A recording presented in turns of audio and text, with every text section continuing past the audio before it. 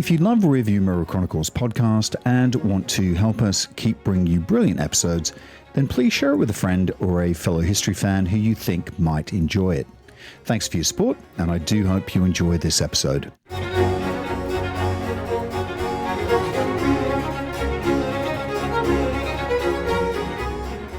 Hello, I'm Keith Hockton.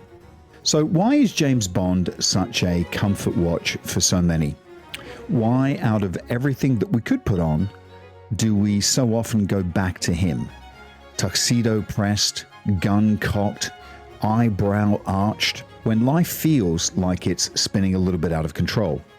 I think the reason is because Bond is reliable. He always has been. He's the man who walks into chaos and he doesn't flinch. When the world feels messy or unpredictable, Bond actually gives us order. He gives us style and precision. He knows what to do. And let's be honest, that's comforting, especially in this day and age. You watch a Bond film and you know what you're getting. A megalomaniac villain, a car that does things that cars absolutely shouldn't do, a dry martini, and a one-liner so sharp it could shave you. And there's a rhythm to it. There's a ritual. It's cinematic muscle memory. And when everything else feels unsteady, Bond is still Bond. And there's something timeless about him, isn't there? Even when he updates, changes suits, switches up the tech, grows a little more brooding, he still carries that sense of cool, that calm confidence under pressure. And that's something I think that we all crave, especially when we're sprawled on the sofa, comfort food in hand, trying to tune out to the noise of the modern world.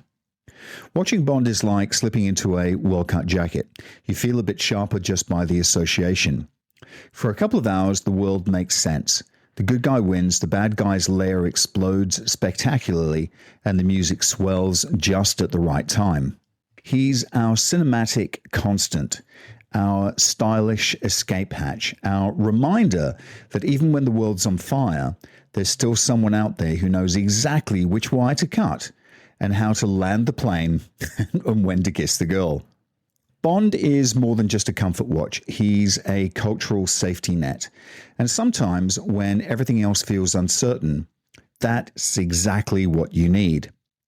So why is James Bond such an important creation then? Well, for one, he's more than just a spy. He's a mirror, a reflection of the times we live in, the fantasies that we entertain, and the threats we fear. And he's been doing it now for over 70 years. Not bad for a fictional bloke with a fondness for martinis and Aston Martins. Bond was created, born if you like, in the early 1950s when the Cold War was kicking into high gear. The world was tense, the bombs were bigger, and everyone was looking over their shoulder. Enter Ian Fleming, ex-naval intelligence, a chain smoker who lived in Jamaica, who conjured up these stylish, dangerous men who could navigate the world with ease. Fleming gave Britain something it badly needed at that particular time, a post-imperial hero, someone who could actually still punch above his weight on the world stage. And what a creation! Bond had the gadgets, the girls, the glamour, but he also had something else, something more important. He had purpose. He wasn't just defending Queen and country. He was keeping the West safe from the shadowy, unnameable threats that haunted the Cold War imagination. But here's the thing. Bond changed. He had to. The early Bond, the Connery Bond, he was all sharp suits, casual misogyny, and cold professionalism. But by the time we get to Daniel Craig, he's a different man.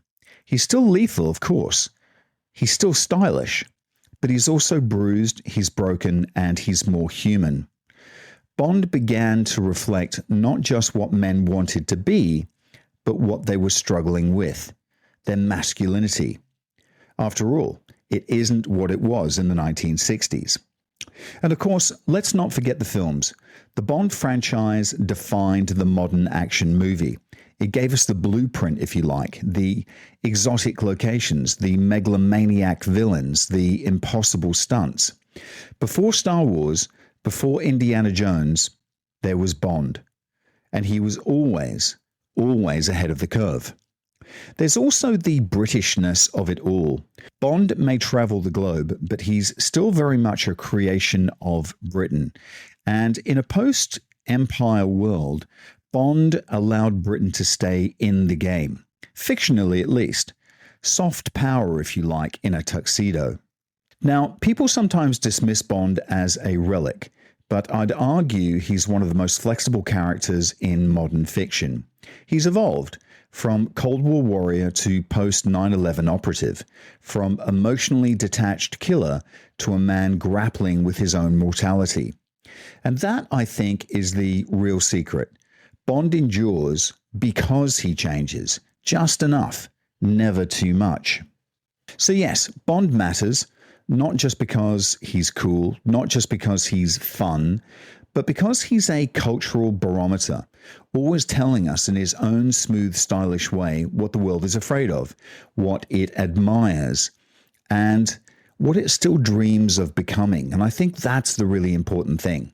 And really, who wouldn't want to save the world in a tux with a dry martini in hand?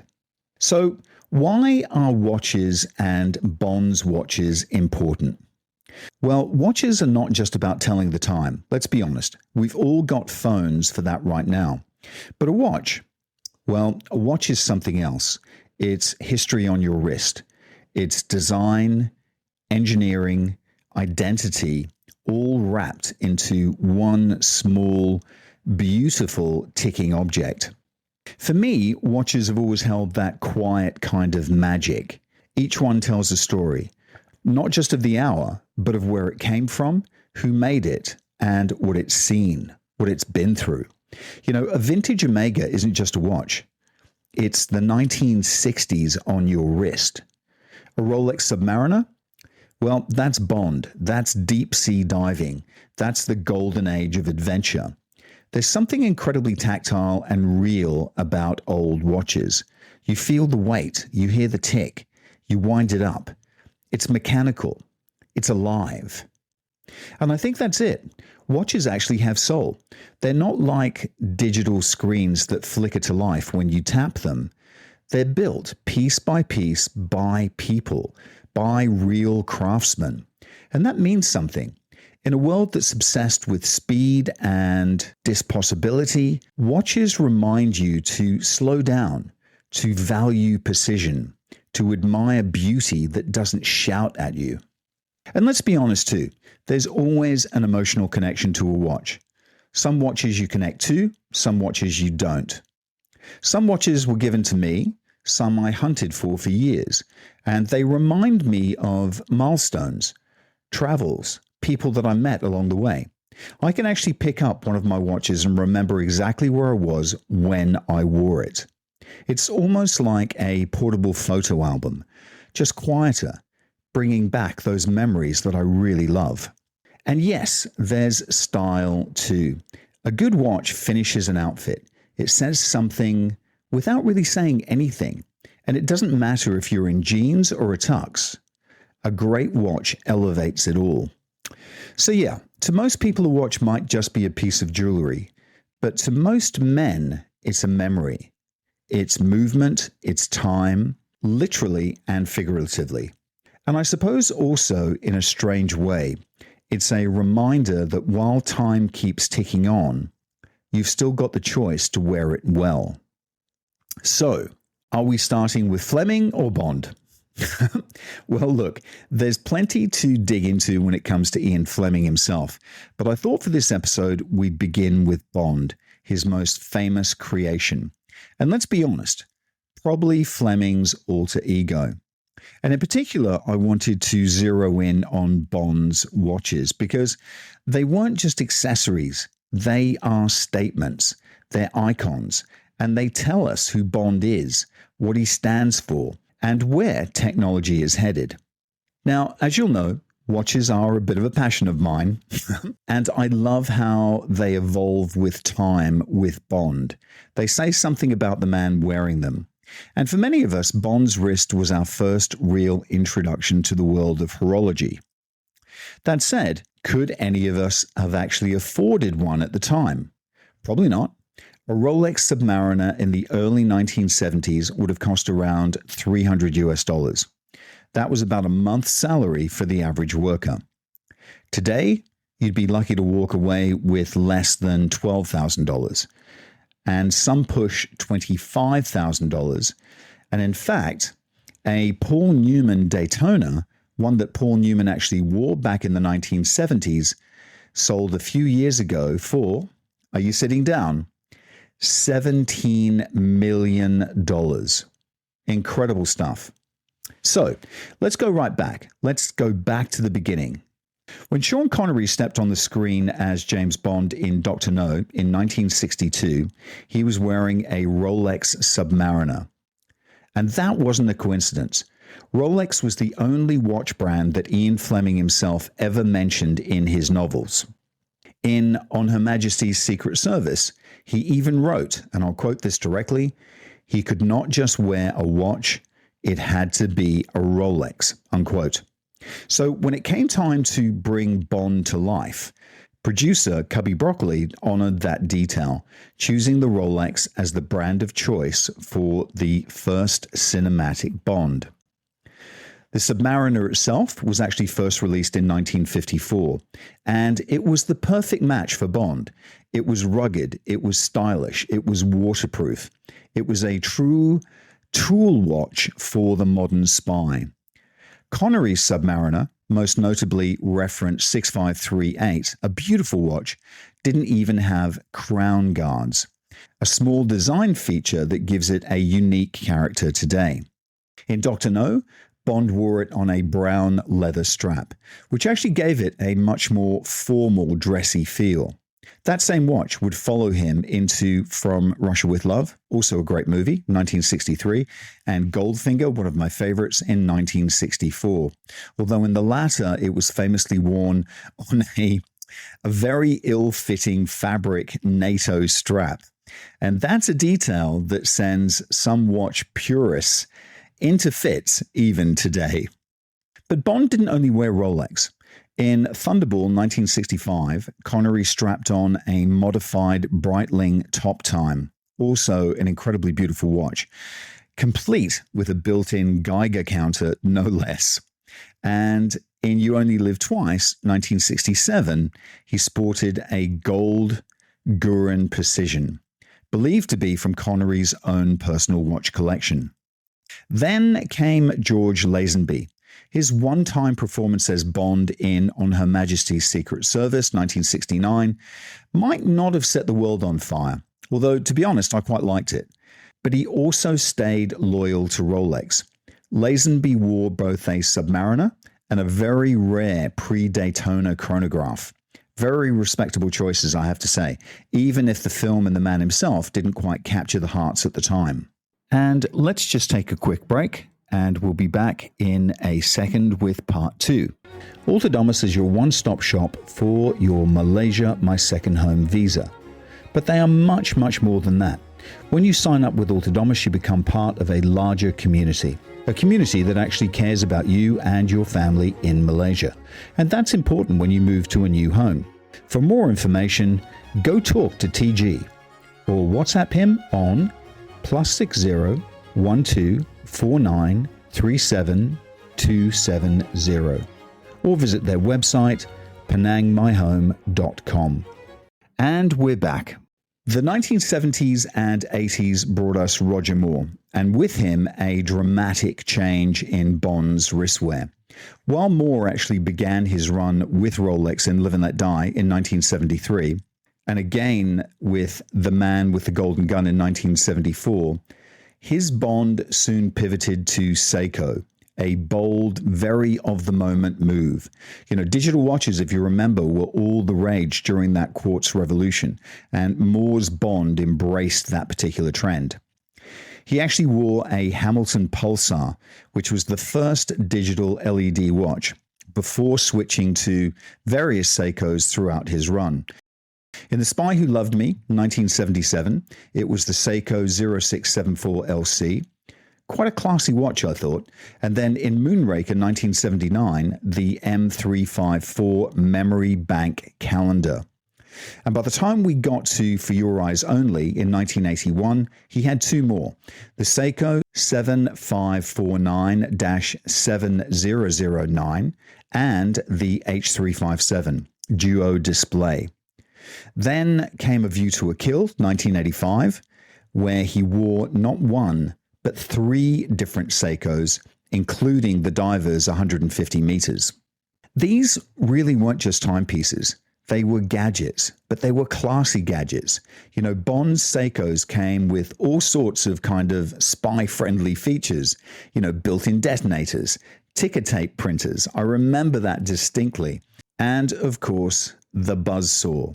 Yes, that's right. There was a Seiko that was produced for the movie that was a buzzsaw. And while none of these gadgets ever appeared in Fleming's original novels, I think they became a defining part of Bond's cinematic identity in that particular era. You know, we went looking for them. Then came Timothy Dalton. His Bond, which spanned, sadly, just two films, The Living Daylights 1987 and License to Kill 1989, I think that was a return to the grit and the realism of Fleming's original novels. And I've always said that Dalton was the Daniel Craig before the Daniel Craig. You know, no nonsense, no fluff, just steel-eyed vengeance. A cold killing machine. In The Living Daylights, Dalton wore a Tag Heuer Professional Night Dive. Quite a nice watch. Very practical choice, if not the most elegant. But he course-corrected in License to Kill with, I have to say, the glorious return of the Rolex Submariner. Classic, timeless, and reliable. That then brings us to the Brosnan era, which lasted from 1995 to 2002. And of course, with it, the arrival of the Omega. In GoldenEye 1995, Bond buckled on the Omega Seamaster Professional 300M for the first time. And it stuck. People loved the watch. You know, Fleming may have loved Rolex, but Omega actually made Bond its own. Brosnan's Bond was sleek, suave, and modern, and so were his watches. Tomorrow Never Dies, which came out in 1997, marked a turning point when Bond actually switched from quartz to a mechanical movement. The Omega Caliber 1120. 3 hands, date window, luminescent markers. I mean, this was craftsmanship. And of course, with Bond then came the gadgets. In The World Is Not Enough, 1999, the Seamaster 300M came with a grappling hook, can you believe it? And a built-in light. Utterly ridiculous, but utterly brilliant and very, very Bond. Which brings us to Daniel Craig, whose tenure as 007 ran from 2006's Casino Royale to 2021's No Time to Die. And Craig? Well, Craig was an Omega man through and through. In Casino Royale, he wore the Seamaster Professional 300M. In Quantum of Solace, 2008, it was the Planet Ocean. And in Skyfall, 2012, it was the Aqua Terra. I loved that watch. It was stylish. It was understated. It was as tough as nails. Pretty much just like Craig himself. But Craig's Bond didn't get a proper gadget watch until Spectre, which came out in 2015, when Q issued him a Seamaster 300 with a built-in explosive device. Perfect for escaping Blofeld's lair. And finally, in No Time to Die, we get the Omega Seamaster Diver 300M 007 edition, which was crafted from grade 2 titanium, lightweight, it was robust, and it was actually designed with direct input from Craig himself. It had a tropical brown aluminium bezel, which I loved, and I think that was a nod to vintage styling. And of course, there was no gadgetry with that particular watch. Just purpose, precision, and beauty. And folks, that's where we are today. Over 6 decades, Bond's watches have shifted with the times, from I don't know, I suppose classic Swiss steel to Japanese quartz to titanium super machines. But whether it was Rolex or Omega, analog or digital, one thing's for certain, you could always count on Bond's watch to do more than just tell the time. It actually told us who he was, and sometimes who we wanted to be. Thanks for listening in, folks. Bye for now.